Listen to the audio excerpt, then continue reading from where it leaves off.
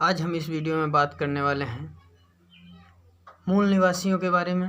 मूल निवासी कौन थे, मूल निवासी कौन हैं और शूद्र कौन थे, शूद्र कौन हैं, शूद्र की पहचान एक मूल निवासी को कैसे मिली, कैसे यह वर्ण व्यवस्था चालू हुई, कैसे हमको जातियों में विभाजित कर दिया गया, इस वीडियो के माध्यम से देखेंगे हम। नमस्कार दोस्तों, मैं हूं प्रेम, आप देख रहे हैं the great Buddha Ambedkar channels. चलिए शुरू करते हैं। आपने सुना होगा कि एक संस्था चल रही है, वामसेफ की संस्था, उसका नाम तो सार किसी ने सुना हुआ है। उन्होंने इस मूल निवासी संकल्पना को बहुत ज़ोर शोर से उठाया हुआ है और वो बहुत अच्छे से काम भी कर रहे हैं। हम लोगों को जितने भी मूल निवासी भाई हैं, जितना भी अपना समाज है, इनको जागृत करने का, जागरूक करने का बताते हैं, सबको जागृत भी करते हैं। और यह संकल्पना, यह मूल निवासी जो संकल्पना है, यह वामसेफ की संकल्पना नहीं है। ये हमारे राष्ट्रपिता ज्योतिबा फूले जी की संकल्पना है, जो महापुरुष हुए हमारे, जिन्होंने बहुत योगदान दिया समाज में। फूले साहब ने अपने ग्रंथ संपदा में हर जगह कहा है कि मनुवादी ईरान से आए हुए हैं और शूद्र अतिशूद्र इस देश के मूल निवासी हैं। इस संकल्पना को वामसेफ ने केवल पुनः यौवनावस्था प्रदान की है। पुनः फिर से उन्होंने लोगों को बताया है कि मूल निवासी कौन थे। पुनः उन्होंने फिर से शुरू की है एक अपनी मुहिम, एक जंग, जिसके माध्यम से वो लोगों को बताते हैं, समझाते हैं। मूल निवासी शब्द का केवल शब्दार्थ समझने का मामला नहीं है, इसका निहितार्थ और गर्भितार्थ समझना भी बहुत ज़रूरी है। अगर इस शब्द के बारे में आप गहराई से नहीं जानेंगे, नहीं समझेंगे, तब तक आप इसके बारे में कुछ अच्छे से समझ नहीं सकते हैं। इस देश में कोई विदेशी भी है, ऐसा है मूल निवासी शब्द हमको संकेत देता है। यह ऐतिहासिक सत्य और तथ्य है कि मनुवादी बाहर से आए हैं। मसला सिर्फ मनुवादी यहाँ आने का और यहाँ बसने का नहीं है। मसला तो इस बात का है कि देश में मनुवादी जैसे अन्य लोग भी भारत आए और यहाँ बसे, जैसे कि फारसी, यूनानी, ईरानी, हून, शक, कुषाण, अरब, तुर्की, पुर्तगालीज और अंग्रेज भी आकर बसे हैं। ये लोग आकर बसे और इस देश की संस्कृति के साथ समरस हुए, उसके बारे में जाना, समझा और उसके साथ रहे। यहाँ के सुख शांति और भाईचारे के साथ और यहाँ के मूल निवासियों के साथ वो लोग रहे, बातचीत की। जिनसे हमारी शिकायत थी, उन्हें हम लोगों ने यहाँ से, अपने देश से भगा दिया। वैसे ही ये मनुवादी और औरों के जैसे यहाँ आकर सुख शांति से बसे होते तो हमें इनसे कोई शिकायत नहीं थी, ना ही हमें इनसे कोई शिकवा था। हमारे साथ बदसलूकी का व्यवहार न करते, हमारे अधिकारों का हनन न करते, हमारे साथ इंसानियत का व्यवहार करते, तो हमें कोई शिकायत नहीं थी। परंतु आर्य सिर्फ यहाँ आकर केवल बसे ही नहीं, उन्होंने हमारे साथ गलत व्यवहार भी किया, हमारे अधिकारों का हनन भी किया, हमें अपने अधिकारों से वंचित भी किया, बेईमानी भी की, धोखाधड़ी भी की, गद्दारी भी की और हमारे देश के शासक बन गए। और आज भी हर दिन और हर पल हमारे साथ वो ऐसा कोई मौका नहीं छोड़ते हैं, षड्यंत्र करने से बाज नहीं आते हैं, जिससे कि हम लोगों को किसी न किसी हानि से गुजरना ना पड़ता हो। मामला या विदेशी या फिर स्वदेशी का भी नहीं है। जब ये मामला स्वदेशी और विदेशी का भी नहीं है, तो फिर मामला किस बात का है भाई? मामला हमारे शोषण और हैसियत का है। मामला हमारी पहचान, हमारी जाति का है। हमारी पहचान हमारी जाति के बगैर नहीं होती दोस्तों। हमारे देश के हम गुलाम हैं। क्या यह जाति ही हमारी मूल पहचान थी? या इसके पहले भी हमारी कोई पहचान थी? मतलब हमारी वर्तमान की जाति और वर्ण की जो पहचान है वह आर्य ब्राह्मणों ने दिया हुआ पहचान है। आज हम शूद्र, अतिशूद्र, हिंदू, दलित, हरिजन, आदिवासी इन सब पहचानों से नवाजे जाते हैं। इसका मतलब क्या है कि हमारी मूल पहचान कुछ नहीं थी, या फिर हमारी इन्होंने मूल पहचान जो थी वो मिटा दी। आज हम जो भी हैं वो हम नहीं हैं, और जो हम हैं और जो हम नहीं हैं वो हम हैं। इसलिए वे कौन लोग हैं जिन्हें हमें इसलिए आज हमें जानना होगा कि वह कौन लोग हैं जिन्होंने हमें शूद्र, अतिशूद्र, हिंदू, दलित, हरिजन इन गुलामी के पहचानों से नवाजा है। उनको जानना होगा, उनको पहचानना होगा, और जानकर हमारे समाज को उनकी पहचान करा देनी होगी। हमारा समाज उन्हें नहीं जानता है, क्योंकि जब हमारे लोग भी अपने आप को हिंदू कहते हैं और यह मनुवादी भी अपने आप को हिंदू कहते हैं, तो दोस्त और दुश्मन की पहचान नहीं हो सकती। और जब दोस्त और दुश्मन की पहचान नहीं होती है तब सही अर्थों में सामाजिक लड़ाई भी नहीं लड़ी जा सकती। समझने वाली बात तो यह है कि जो मनुवादी हमें जाति के नाम पर विभाजित करते हैं वे ही हमें जाति के नाम पर वो ही हमें हिंदू के नाम पर संगठित भी करते हैं। यह क्या मान रहा है भाई? मतलब धर्म यह निश्चित कोई साजिश या षड्यंत्र है, या फिर कुछ और?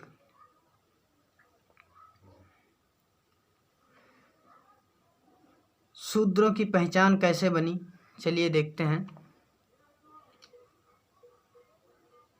आर्य मनुवादियों ने भारत में घुसपैठ करने के उपरांत उन्होंने यहाँ के मूल निवासियों को सर्वप्रथम शूद्र की पहचान दी।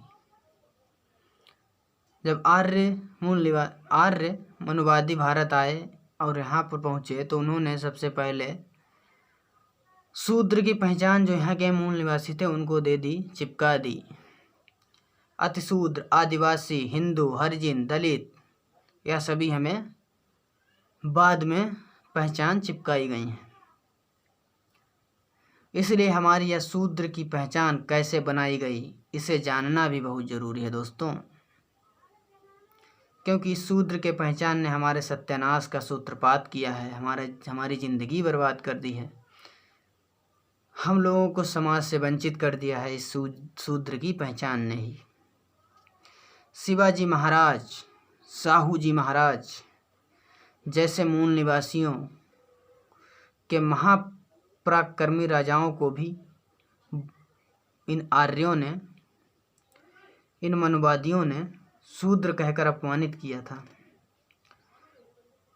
बाबा साहब डॉक्टर भीमराव अंबेडकर ने अपने अत्यंत व्यस्त काल में यानी कि 1946 में शूद्र कौन थे और वे चौथे वर्ण के कैसे बने, यह अत्यंत महत्वपूर्ण शोध ग्रंथ अंग्रेजी में लिखा है। और इस ग्रंथ की खासियत यह है कि हजारों सालों से किसी भी देशी और विदेशी विद्वानों ने मनुवादियों की चोरी आज तक नहीं पकड़ी थी। वह चोरी बाबा साहब डॉक्टर भीमराव अंबेडकर ने पकड़ी। और यह शूद्र की पहचान कैसे चिपकाई गई, कैसे हम लोगों को शूद्र बनाया गया, इस किताब के माध्यम से, और इस किताब में पूरा उन्होंने डिटेल में समझाया है, बताया है। भारतीय मनुवादी समाज से पहले 4 वर्ण अस्तित्व में थे। भारतीय आर्य समाज में पहले से ही 4 वर्ण अस्तित्व में हैं। यह धारणा सारे जनमानस में बनी हुई है। सभी लोग जानते हैं कि 4 वर्ण हैं, ब्राह्मण, क्षत्रिय, वैश्य और शूद्र। यही दृष्टिकोण या फिर यही जानकारी देश विदेश जो भी हैं उन सब विद्वानों को भी पता है। कुछ विद्वान यह भी तर्क देते हैं कि ऋग्वेद काल में वर्ण व्यवस्था अस्तित्व में थी ही नहीं, लेकिन डॉक्टर बाबा साहब भीमराव अम्बेडकर जी ने यह सिद्ध कर दिया कि ऋग्वेद काल में भी वर्ण व्यवस्था थी, लेकिन उस टाइम केवल 3 ही वर्ण थे और यह शूद्र या चौथा अलग वर्ण था, ऐसी मान्यता नहीं थी। यह चौथा वर्ण जो शूद्र है या था, ऐसी कोई मान्यता नहीं थी, ऐसी कोई व्यवस्था नहीं थी कि शूद्र भी कोई वर्ण है। यह हमको बाद में चिपकाया गया, बाद में बनाया हुआ वर्ण है। बाबा साहब ने यह तथ्य ब्राह्मणी धर्म ग्रंथों के आधार पर ही साबित किया है। ये कोई वो अपने पास से नहीं बताया उन्होंने, ये उन्हीं की ग्रंथों को पढ़ के समझ के साबित कर दिया उन्होंने कि यह शूद्र जो चौथा वर्ण है ये बाद में बनाया हुआ है, और ये कैसे उन लोगों ने हम लोगों पे थोपा है। ऋग्वेद में ब्राह्मण, क्षत्रिय तथा वैश्य इन 3 वर्णों का ही उल्लेख और व्याख्यान मिलता है। वर्ण के अर्थ में ब्राह्मणों का जिक्र 15 बार ऋग्वेद में हुआ है, क्षत्रियों का जिक्र 9 बार ऋग्वेद में हुआ है, और वैश्य का जिक्र हुआ है, परंतु उसका कोई आंकड़ा नहीं है, उसके कोई गिनती नहीं है कितनी बार हुआ है। लेकिन शूद्र है, अलग वर्ण है, ऐसा कोई जिक्र ऋग्वेद में भी नहीं हुआ है। यह ऋग्वेद में भी साफ लिखा हुआ है कि शूद्र ऐसा कोई वर्ण नहीं है जो अभी बताया जाता है हम लोगों को कि शूद्र भी, ऐसा कोई भी वर्ण ऋग्वेद में नहीं लिखा है। अगर शूद्र यह एक अलग वर्ण था तो ऐसा क्या कारण था कि ऋग्वेद में शूद्र का जिक्र क्यों नहीं हुआ? अगर यह वर्ण पहले था तो ऋग्वेद में इसका जिक्र क्यों नहीं हुआ? अगर इसका जिक्र नहीं हुआ तो इसका कुछ न कुछ तो कारण होगा दोस्तों। यह सवाल सबके सामने बाबा साहब ने लाकर खड़ा कर दिया। जब यह सवाल खड़ा हो गया तो सब लोग सोच में पड़ गए कि यार ये कौन सा सवाल आ गया। शतपथ ब्राह्मण और तैत्तिरीय ब्राह्मण यह दोनों ग्रंथ केवल 3 वर्णों की उत्पत्ति के संबंध में बताते हैं, लेकिन शूद्र की उत्पत्ति अलग है, इस बारे में कोई वक्तव्य नहीं बताया गया है। इन ग्रंथों में भी ऐसा कुछ बताया नहीं गया है कि शूद्र की उत्पत्ति अलग है, शूद्र एक अलग वर्ण है, ऐसा कुछ शतपथ ब्राह्मण और तैत्तिरीय ब्राह्मण इन दोनों ग्रंथों में भी बताया नहीं गया है। शतपथ ब्राह्मण ग्रंथ में प्रजापति ने भू उच्चारण करके ब्राह्मण को बनाया, वह कहकर क्षत्रिय को और स्वाहा कहकर वैश्य को बनाया। शतपथ ब्राह्मण ग्रंथ में साफ लिखा है कि भू उच्चारण करके ब्राह्मण को बनाया गया है, अब भुआ कहकर क्षत्रिय को और स्वाहा कहकर वैश्य को बनाया गया है, लेकिन शूद्र का कोई जिक्र नहीं है। ये सोचने वाली बात है भाइयों। तैत्तिरीय ब्राह्मण ग्रंथ की बात करते हैं। ऋग्वेद से वैश्य बने।